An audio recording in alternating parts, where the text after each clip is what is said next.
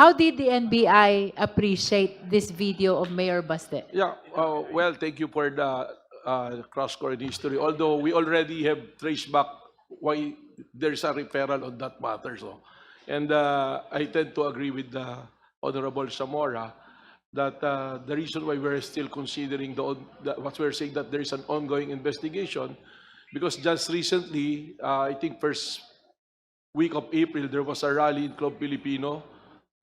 When they launched the Rage, even the name you'll see it, Rage. So, wherein the Mayor Baste Duterte made reference to kuhain yung ulo ng Pangulong Marcos, ano?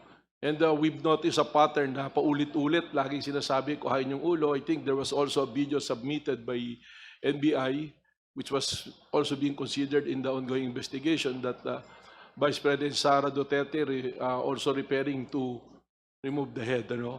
And I'd like to make a reference on the earlier statement of Honorable De Lima on the pattern of behavior of the family. So lahat po yan ay recorded naman and been publicly used.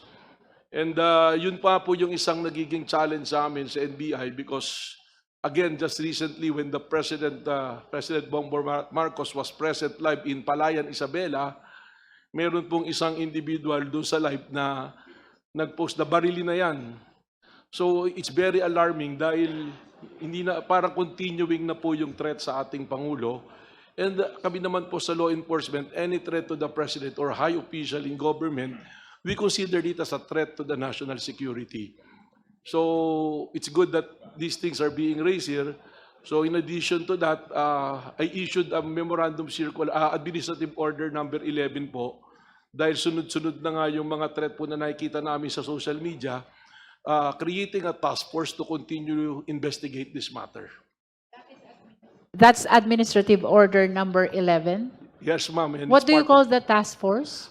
yung wala naman pong official name, but it's a task force to monitor all the threats to the President and to all other officials in government. Is that part of your submission also? Yes, to the ma'am. committee? Although it's not directed particularly to the Dutertes, but it's directed po to, in general, sa lahat po. But this is an offshoot because of the behavior po of the family of Duterte. In other words, Director Matibag, the reason why you are considering all these videos, Director Matibag, is for you to be guided on whether or not threat was actually committed?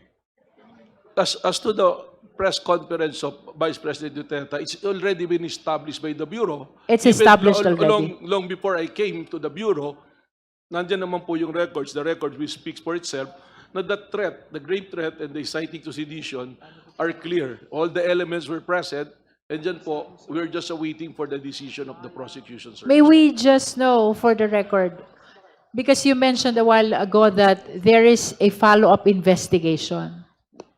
May we know the purpose of the follow-up investigation if you have resolved already the offense of threat that was committed against the first couple and the former speaker? How about the follow-up investigation? It's an ongoing investigation po. If you recall, dun po sa video ni Vice President, sinabi niya na no joke, nag-hire na siya ng assassin, ano po. And we're trying to identify and pinpoint the assassin. And just to let you know, we have leads already. We have some personalities that we are nagsusurveillance at sinusundan po namin. But I have to caution you and immediately say that I apologize that we cannot name the names of those individuals naming sinusundan. But we are zeroing on several individuals already na maaaring yun po yung kinausap niya doon sa threat na ginawa po niya. Wait, let me confirm. You said that you have leads about the assassins hired by the Vice President?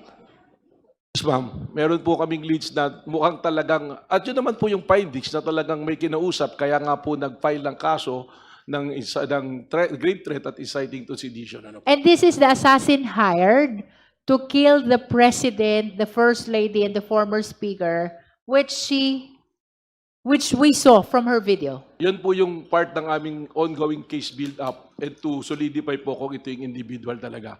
If you recall, meron pong mention, it's not been denied, na meron pong itinayong Vice President Sara parang Vice Presidential Security Group, yung sarili niyang group. So, yun na lang, in general, we're looking on those individuals in the close associates of the Vice President. Can you expound on the Vice President Security Group? What is the significance of this to your ongoing investigation? Well, meron po kasing mga na-identify dyan na still in the military service and marami rin po dyan yung no longer in the military service. Ano po. So- Remember, yung sinusundan po natin is the second highest ranking official of the country. So she has the network. So, kaya po kailangan nating sundang maigi at i-surveillance po yung mga nakakausap at mga kinausap po. Is it correct to say that the subject matter of your follow-up investigation is the statement of the Vice President that he has hired an assassin? Yes po, doon po talaga yon dahil we considered it as a serious and actual threat to the life of the President, kaya kailangan po naming bantayan. And you consider the creation of the Vice President Security Group significant in the investigation of this having hired an assassin? Para sa amin po, yes, because it is very unusual to a Vice President. If you will look at the history of other Vice Presidents, hindi po ganun karami yung security group na nakabantay po sa kanila. When you say hindi po ganito karami, can you give us an idea how many security does the Vice President have in comparison with those Well, who serve as Vice Presidents? I'm not sure what is the number, but during the time of Vice President Lenny, I think it's not even more than 30. Pero dito po, hundreds po yung security na tinayo po nila. You are saying that during the time of Mayor Lenny, Vice President Lenny, around 30. That is And my recollection po. during the time of VP Sara, how many?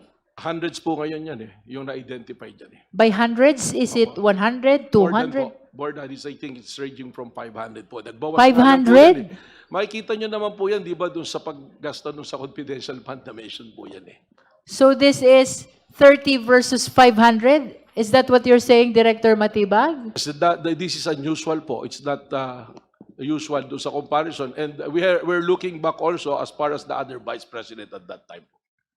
Thank you.